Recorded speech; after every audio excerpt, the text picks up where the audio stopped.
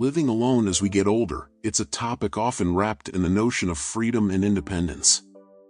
Many paint it as an experience where we can finally live on our terms, doing what we want, when we want, without anyone else's schedule to worry about.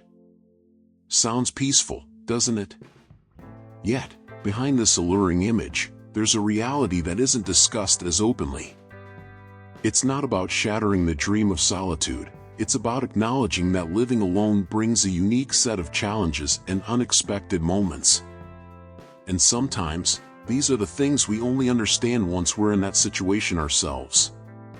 But that's why we're here, to unpack what lies beneath the surface. We've gathered insights from countless conversations, forums, and stories from people who have experienced this journey firsthand. It's not just one perspective, it's a collective voice from those who've been down this road. Yes, the experience can be empowering and peaceful, but it also comes with realities that deserve our attention. So, let's dive into this discussion with an open mind, not to scare ourselves, but to prepare and find ways to truly make the most of living alone as we age. This is about understanding both the beauty and the challenges, so we can embrace this chapter of life with wisdom and grace. First of all, you have to be your own emergency backup. Now, let's talk about why this matters, especially if you're living alone in your later years. Imagine this: you wake up one morning, and there's no one around. No one to notice if something feels off or if you need a hand.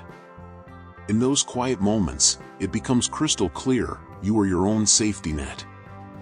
Stories we've heard aren't just cautionary tales, they're real-life scenarios that remind us of the importance of self-preparedness. We've seen situations where someone fell and wasn't found for hours or even days because they didn't have anyone checking on them regularly. We don't mention this to frighten you, but to help you understand the importance of being ready. This kind of awareness is not about living in fear, it's about living smartly and confidently. Now, here's something to consider. Many of us might think, this won't happen to me. But the truth is, it could happen to anyone. And one of the best ways to ensure your safety is to carry your phone with you at all times. Yes, even in the shower. We know that might sound a bit much, but think about it this way: having that lifeline close can make all the difference. One person on an online forum shared how they started carrying their phone everywhere, even when they were just stepping into the next room. It wasn't paranoia, it was preparation. They realized that in a moment of need, having their phone within reach could mean the difference between getting help in minutes versus waiting for hours. So, how can we go beyond carrying a phone? We need to think about our environment and how it supports our independence. Let's consider smart technology. Smartwatches, for example, come with features that can detect falls and send emergency alerts. These devices aren't just for keeping track of our steps, they can be crucial tools for maintaining our safety. Imagine you're out for a walk in a remote area or simply going about your day at home. If something unexpected happens, having that technology can provide immediate access to help. And it's not just about convenience, it's about empowering ourselves to live confidently, knowing we've put measures in place to protect our well-being. We also need to think ahead about practical solutions that align with our lifestyle.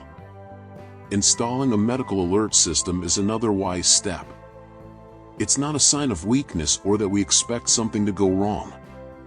Instead, it's a way to take control of our own safety. By having an alert system, we're making sure that if the unthinkable happens, help can be summoned with a simple press of a button. There's power in that kind of preparedness.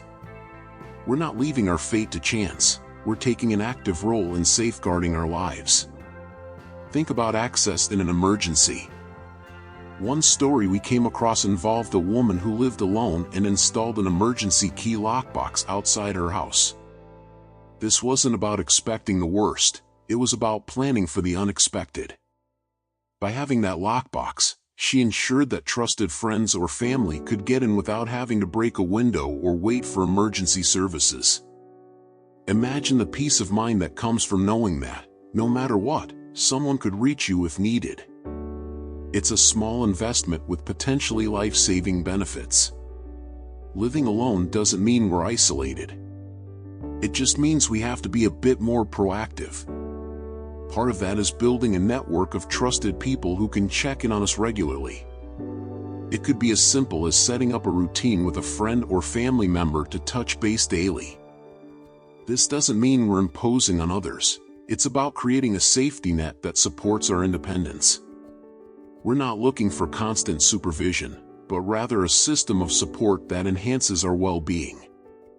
We also need to think about our living space. Is it designed with safety in mind? Simple modifications like installing grab bars in the bathroom, securing loose rugs, or keeping walkways clear can reduce the risk of falls. These aren't major renovations, they're practical adjustments that make our home a safer place to navigate. We're creating an environment where we can move confidently, knowing we've minimized potential hazards. And about the mental aspect. Preparing for emergencies and thinking about our safety isn't about living in fear, it's about living with a sense of empowerment. When we put these measures in place, we're taking control. We're acknowledging that while we can't predict every scenario, we can prepare for many of them. This kind of mindset shift transforms how we live alone. It changes the narrative from one of vulnerability to one of strength. We're not just living alone, we're living with intention and foresight. Being prepared isn't just for ourselves. It's for the people who care about us. By taking these steps, we're giving our loved ones peace of mind. They don't have to worry as much because they know we've got things covered. It's a way of showing them that we value our well-being and, in turn, value the relationships we share. It's an act of self-respect and love, both for ourselves and for those who hold us dear. Then, being our own emergency backup isn't about expecting something bad to happen. It's about being wise, proactive, and confident in our ability to handle whatever life throws our way. It's about creating a life where we're not just surviving on our own, but thriving with the assurance that we've taken every step to protect and care for ourselves. When we live with that kind of mindfulness, we embrace our independence fully, knowing that we've built a safety net strong enough to catch us if we ever need it. 2. Loneliness can be a real struggle, even for introverts. Let's take a moment to really dive into this idea. We often imagine that living alone is an absolute paradise for introverts, don't we? A sanctuary where we can escape the noise and clutter of the outside world. And yes, having a space solely for ourselves, where we're not constantly surrounded by others, can feel like bliss. But as the years go by, even the most self-sufficient and independent individuals can encounter moments of profound loneliness. It's an experience many don't anticipate until it slowly creeps into their daily lives. You see, the reality is more complex than it appears at first glance. Living on our own offers a wonderful sense of freedom. We don't need to answer to anyone, our time is ours to manage, and our choices are ours alone to make. Yet, as time unfolds, many find that their social circle starts to diminish. Friends drift away, some move to different cities, others retire, and yes, some may pass away. Forming new connections becomes increasingly challenging, and it's not just about age, it's also about the effort and energy required to find people with whom we can truly connect. This isn't just an experience for the extroverts among us, it's a shared human condition. No one is exempt from the impact of time and change. We've heard countless stories from those who found themselves unexpectedly grappling with isolation. There's one story in particular that comes to mind, an older gentleman who shared on a forum how he could go several days without speaking to anyone. Can you picture that? Days passing by in complete silence. It wasn't that he didn't appreciate his independence, he held it dear. But he found himself longing for those small, seemingly trivial exchanges that break up the solitude, the simple chats about how the weather's changing or what meal to cook for dinner. It's often these little moments that anchor us to the world around us, that remind us we're part of a larger fabric of life. When we live alone, we often overlook the significance of these everyday conversations. It's easy to get accustomed to the quiet, to convince ourselves that we don't need these small interactions. Yet, they add a subtle but essential layer of connection to our lives. For many introverts, initiating these interactions can feel like a daunting task.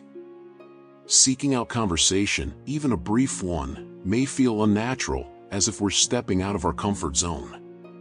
But here's the key: feeling lonely doesn't mean there's something wrong with us. It's simply a natural response to prolonged isolation, and it's something that deserves to be acknowledged. Some individuals have found companionship in unexpected ways. Adopting a pet has been a lifeline for many, providing not just company but also a sense of routine and purpose. Picture this: a woman describing how her cat has become her silent partner in daily life. "He doesn't speak," she said, "but he's there to greet me when I walk in the door, and that means the world to me." Pets don't have to fill our space with chatter. It's their presence that makes the difference. The rhythm of their needs, feeding them, caring for them, adds a sense of structure to our lives that can combat the emptiness of a quiet home. Pets bring with them a sense of responsibility. Their very existence requires us to engage in routines, to get up in the morning and go through a series of actions. This routine becomes a gentle reminder that life carries on, no matter how solitary it may feel at times. When we return to an empty house, it can often feel a bit hollow, but having a pet waiting for us can transform that feeling entirely. It's a shared experience, a small yet meaningful connection that fills our space with warmth.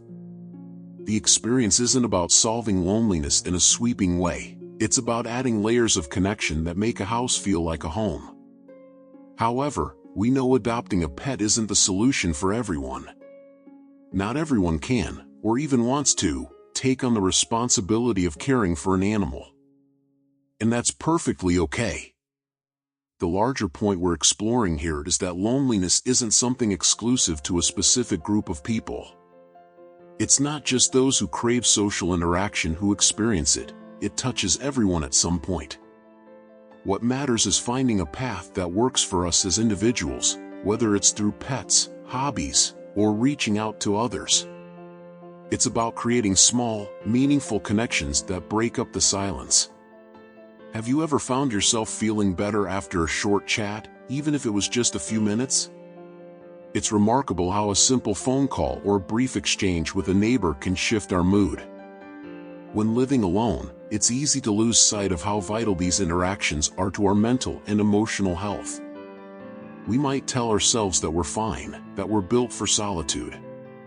But acknowledging that we sometimes crave connection doesn't diminish our independence. It's simply part of being human. For many who live alone, finding ways to stay connected becomes a conscious effort. Some choose to attend community events or join local clubs, even if it's infrequent. Others have turned to the digital world, finding solace in online groups where they can engage with like-minded individuals. Sure, it might not replace having someone physically present in the room, but it serves as a reminder that we're not as alone as we might feel. The trick is to be intentional, to recognize when feelings of isolation begin to settle in and to take action, however small. Loneliness has a way of creeping into our mental health. It often starts subtly, chipping away at our sense of well-being. If left unchecked, it can lead to more significant issues like sadness or even depression. That's why it's so important to be honest with ourselves about what we're experiencing. This honesty isn't a sign of weakness, it's a necessary step toward nurturing our well-being. Loving our solitude doesn't mean we have to embrace loneliness. We can deeply value our alone time and still seek moments of connection. Building a routine can be immensely helpful in these situations. Maybe it's setting a regular time to call a friend, joining a class at the community center, or simply taking a daily walk in a place where casual encounters with others are likely. These small actions may seem insignificant, but they gradually weave a sense of community into our lives. We might not always feel up for conversation, but knowing we have the option can be surprisingly comforting. It's a way of reminding ourselves that while we might live alone, we're not living in complete isolation. The truth is, feeling lonely doesn't reflect on our strength. In fact, it's often those who are the most self-reliant who experience this struggle the most deeply. We've grown accustomed to handling things on our own, to not needing to rely on others. But here's where the real strength lies, in acknowledging that we sometimes need connection, in recognizing that it's okay to crave those moments of human interaction.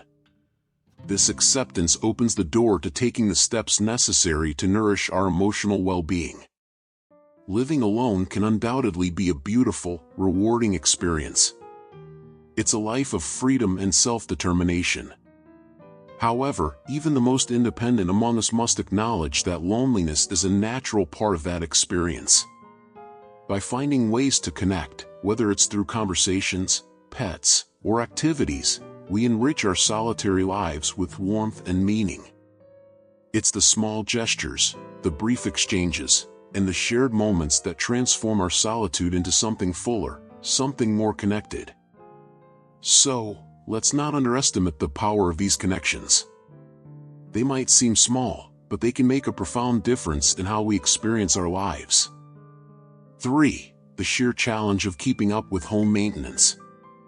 You know, it's one of those things we might not think about much until we start feeling the weight of it. Our energy isn't quite what it used to be, and suddenly, the tasks that once felt like a breeze now seem like they require a whole day's worth of effort. Cleaning the gutters, mowing the lawn, or even just pushing that vacuum around can become incredibly exhausting. And that's okay, it's completely natural. We've all been there. Picture this, a woman in her late 60s, let's call her Jean. Jean used to be meticulous about her home, keeping everything in perfect order. She had a list of projects, fixing the squeaky door, repainting the porch, cleaning out the garage, always something to keep her busy. But over time, that list grew longer and more daunting. It wasn't because Jean didn't care anymore, it was just overwhelming to think about tackling everything by herself.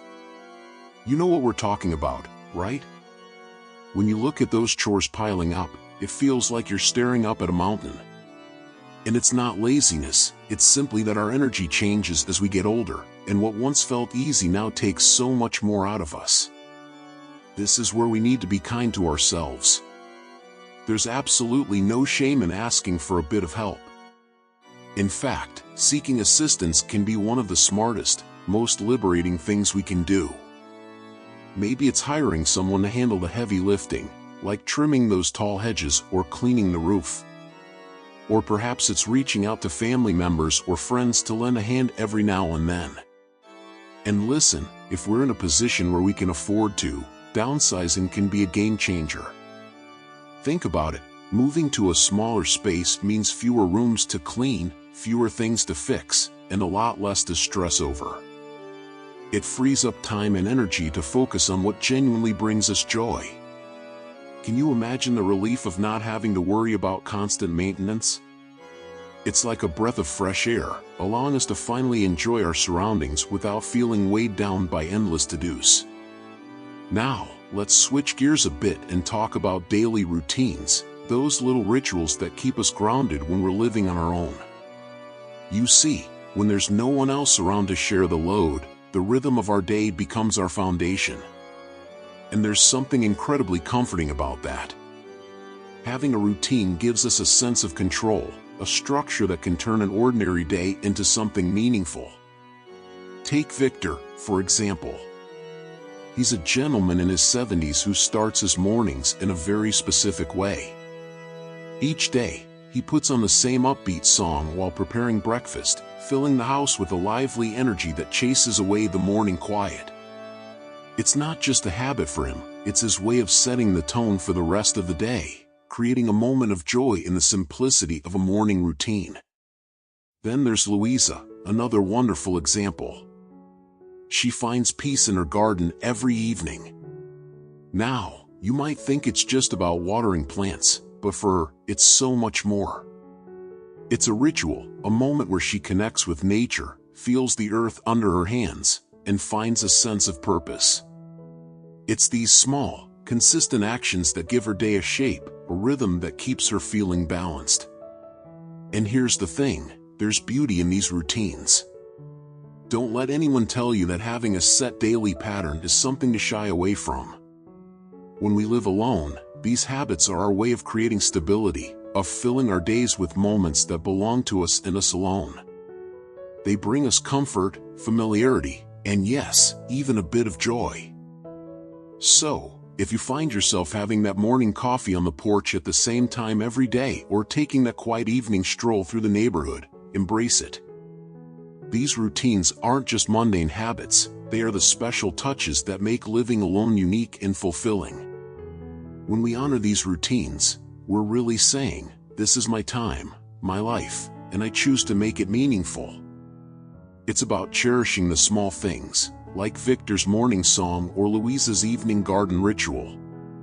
They become our anchors, giving us a sense of control and a way to mark the passage of time in a way that feels good to us. And isn't that something worth celebrating?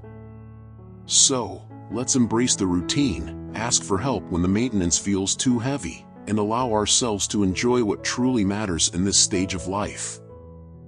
5. Cooking for one can be tricky but rewarding.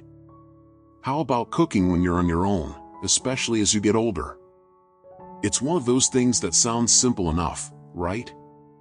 But the reality is often far different. When we're cooking just for ourselves, it's easy to fall into the habit of reaching for frozen meals or ordering takeout. After all, who wants to go through the effort of preparing an entire dish when there's no one else around to share it with?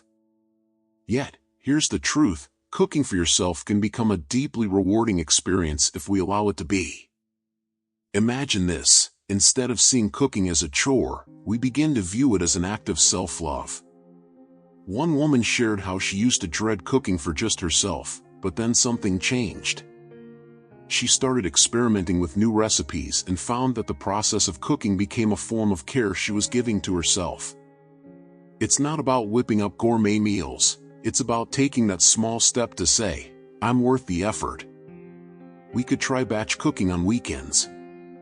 Picture making a hearty soup or stew that lasts for several days, taking the stress out of meal planning during the week.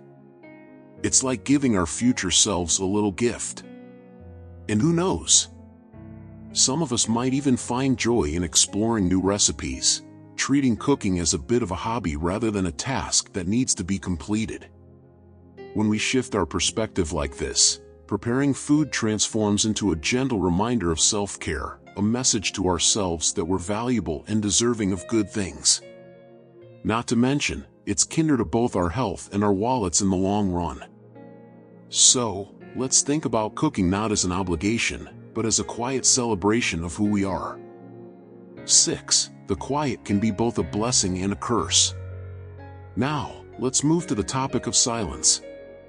Living alone can bring a stillness that catches many by surprise, especially if we've spent years in a lively home or a bustling work environment.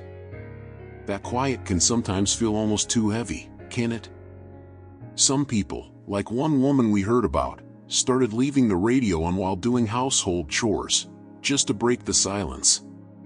Others, like a gentleman we know of, fill their day with podcasts to simulate the feeling of conversation.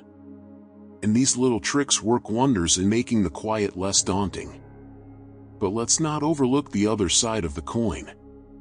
Silence, if we embrace it, can become one of our greatest allies. Think about it this way, most of us have spent so much of our lives surrounded by noise, whether it's the chatter of family, the hum of a busy workplace, or the constant buzz of social obligations. Now, this newfound quiet offers us a unique opportunity. It gives us space to breathe, to think, to simply be without the need to respond to anyone else. We can use this silence to recharge, to reflect on our day, or even to indulge in hobbies that we love but may have set aside. The quiet isn't necessarily a void to be filled, it's a canvas upon which we can paint moments of peace, contemplation, and even creativity. It's all about finding that balance, knowing when to break the silence with music or conversation, and when to lean into it as a form of inner solace. So, as we navigate living alone, let's see the quiet as both a challenge and a blessing. By embracing it in our own way, we learn to find comfort in our own company, turning what might feel like a curse into a space of growth and reflection. Living alone, particularly as we get older, brings a mix of freedom and unique challenges that we may not have anticipated. Let's dive into these next aspects together, exploring how we can navigate them thoughtfully and make the most of our solo journey. 7. The importance of intentional movement. When we find ourselves living alone, it's easy for physical activity to take a back seat. Without someone there to invite us for a walk or suggest an outdoor adventure, we might slowly settle into a more sedentary lifestyle without even noticing. Many individuals have found that, after some time on their own, their energy levels start to dwindle, and their bodies begin to feel more rigid and less capable of movement. Let's talk about one man's story. He had always been active when he lived with his family. However, once he moved into his own place, he gradually cut down on his daily walks. It didn't happen all at once. He began by skipping a walk one day, then another, until it turned into weeks of sitting around. Over time, he felt his body stiffen, his joints ache, and his energy dip. It wasn't until then that he realized how much less he was moving. This is something we can all relate to. It sneaks up on us when we least expect it. This is why, when we're the ones responsible for our own health and well-being, we must take a deliberate approach to stay active. It doesn't mean we need to transform into fitness enthusiasts overnight. It's about making a promise to ourselves to keep our bodies in motion in a way that feels manageable and enjoyable. Consider setting a simple goal for the day. Maybe it's as easy as aiming to reach a certain number of steps or starting the morning with some light stretching to wake up our muscles. Even joining a local class designed for older adults can be both a way to stay fit and meet new people who share similar experiences. Let's not overlook how creativity can come into play here. One woman found a wonderful solution. She adopted a dog. Now, that furry friend needs walking every day, and guess what? She gets her daily exercise, too, without it feeling like a chore. The point here is that physical activity doesn't have to be about hitting the gym or following a strict routine. It could be as simple as tending to a garden, dancing to our favorite music in the living room, or choosing to take the stairs instead of the elevator. These small but intentional actions not only keep our bodies flexible and strong but also boost our spirits and clear our minds. When we move, we feel more alive, and that energy ripples into every other aspect of our lives. 8. How your perception of time may change. Another subtle yet significant shift we often experience when living alone is how our sense of time evolves. When we don't have the usual rhythms of another person's schedule influencing our day, time can start to feel different. Days might stretch on endlessly, leaving us unsure of how to fill the hours, or they may slip by so quietly that we barely notice their passage. Without a partner's routine or children's activities to anchor our own, it's easy to feel as if time has lost its familiar markers. We've heard stories from many who felt this disorienting change. One man shared how, after retiring and losing his spouse, he found himself frequently losing track of the day of the week, or even the time of day. Morning could blur into afternoon, and a Tuesday could feel no different from a Saturday. It's a common experience when we don't have those external cues reminding us of the structure we used to rely on. But here's where living alone offers us a unique opportunity. We get to craft our own rhythm.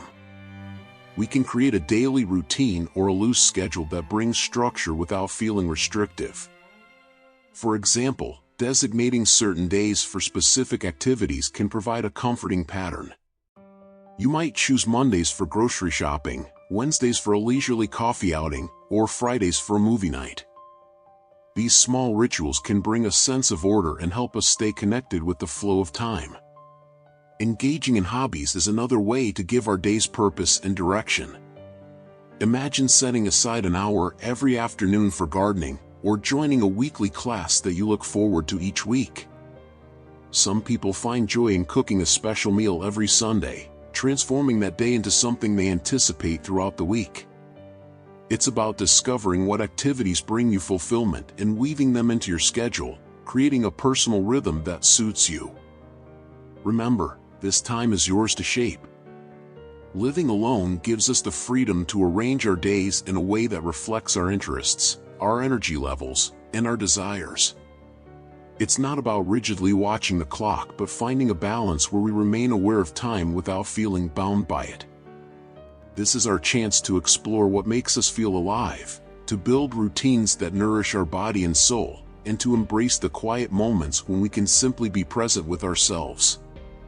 Let's view this shift in time as a gift, a blank canvas where we can paint the life that brings us joy and satisfaction each and every day.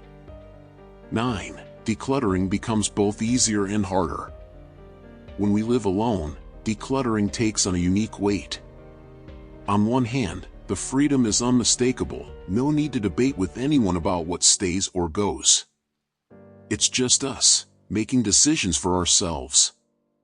Yet, that's precisely where it gets complicated.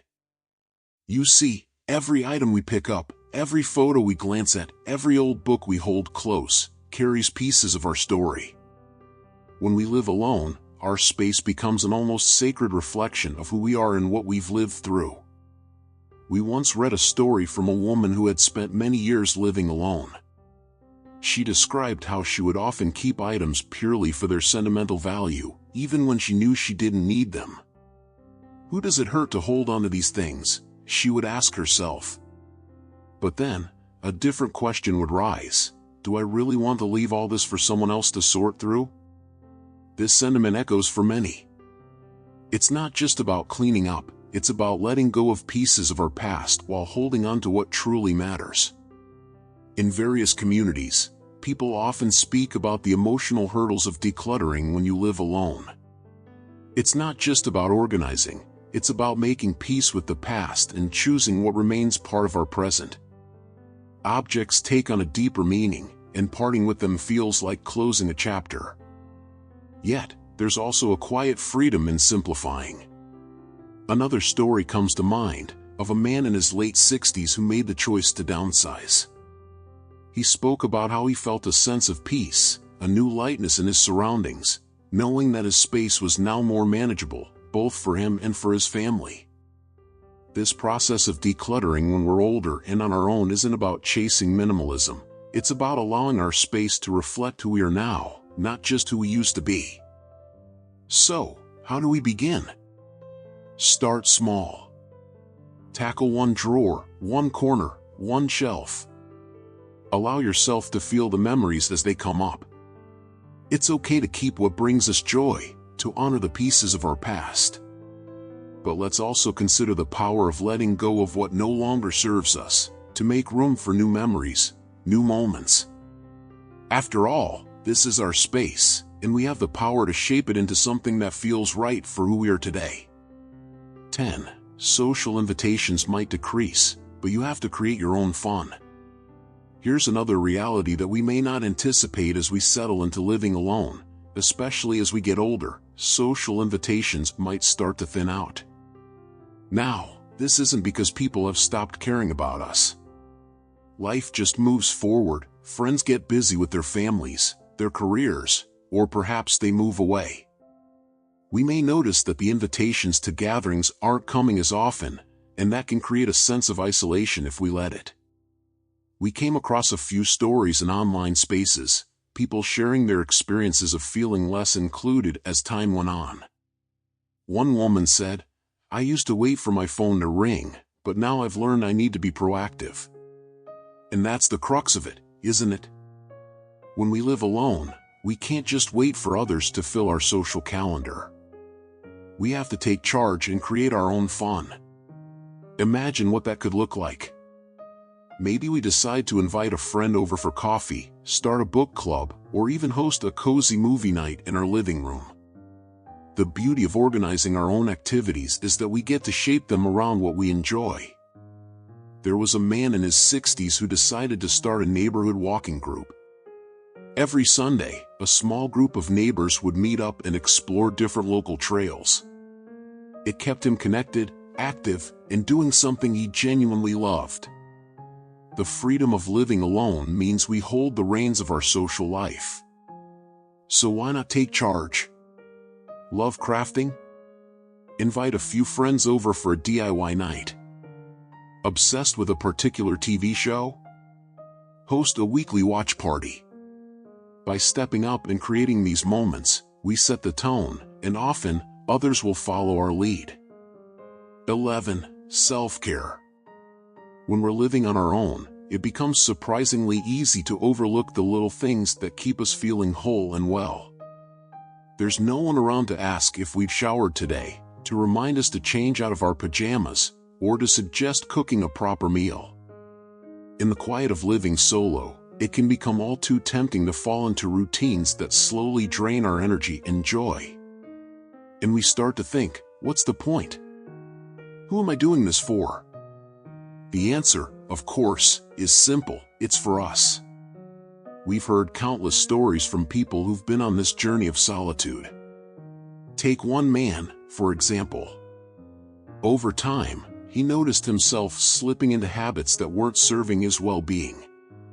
At first, it was minor things, skipping meals here and there, postponing his morning routine. Then, it escalated to not showering regularly, barely getting off the couch some days, and feeling utterly drained. It took him a long time to recognize that he was worth the same care and attention he would offer to someone else. Self-care isn't limited to just looking after our physical appearance or eating well. It's about nurturing every part of ourselves, mentally, emotionally, and physically. It involves the small, daily choices we make, whether it's keeping up with health appointments, ensuring we get enough sleep, or simply taking a few minutes each day to engage in activities that make us feel alive and grounded. Another example. One woman, after moving into her own place, realized how essential it was to create moments of care just for herself. She began a simple evening routine, lighting candles, applying a face mask, and curling up with a book. To anyone else, it might seem like a trivial act, but for her, it became a cherished ritual. It was a way of saying to herself, I am worth this time. I am worth this care. These kinds of routines are small but powerful. They remind us that, even when there's no one around to notice, we notice. And that, in itself, is profoundly important. Now, think about this. Living alone, particularly as we get older, certainly comes with its fair share of hurdles. There are times when the house feels too quiet, and it's easy to let things slide. However, this chapter of life can also be a time of incredible personal freedom and discovery. When we live alone, we have the opportunity to shape our surroundings, our days, and our routines precisely how we want them. And this freedom is priceless. Yet, none of it is truly fulfilling if we don't take care of the person at the center of it all, ourselves. The importance of self-care? Let's start by getting dressed each morning, not because we have somewhere to go, but because it sets the tone for the day. Let's cook meals that nourish us and delight our senses, even if we're dining alone. This isn't just about checking off a list of things we should do, it's about acknowledging that we deserve to feel good. It's about setting a standard for how we treat ourselves. Of course, life has its tough days. And during those moments, it's vital to surround ourselves with what brings us comfort and joy. Whether that's the company of a beloved pet, the tranquility of a garden, or the solace found in the pages of a favorite book, these are the anchors that keep us steady. Remember, just because we're physically alone doesn't mean we're navigating this life in isolation. There's a community out there, people just like us, finding their way, making the best of each day, and reminding each other that we're not truly alone in this experience. So, we invite you to reflect on your own journey. How do you nurture yourself when no one else is around? What rituals have become meaningful to you? Share your stories and tips in the comments. Let's create a space where we can learn from each other, inspire each other, and remind ourselves that self-care is not a luxury, it's a necessity. And if you found value in this message, give the video a thumbs up and hit that subscribe button. Let's continue exploring these vital conversations together. Thank you for being a part of this journey with us.